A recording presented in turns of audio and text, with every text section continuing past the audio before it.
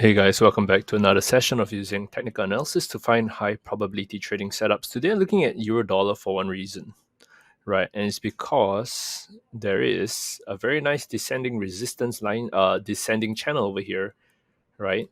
And you throw on the Ichimoku, right? There's a nice bit of bearishness pushing prices down.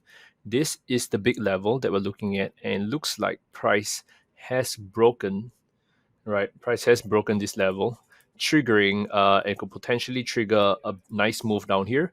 How low can it go, right? We believe we always target 1 to 7% extension as the first take profit. Okay, so we're looking for price to drop from here down to here, right? It looks like it's finally breaking that level, so we should be able to see it drop nicely down to there.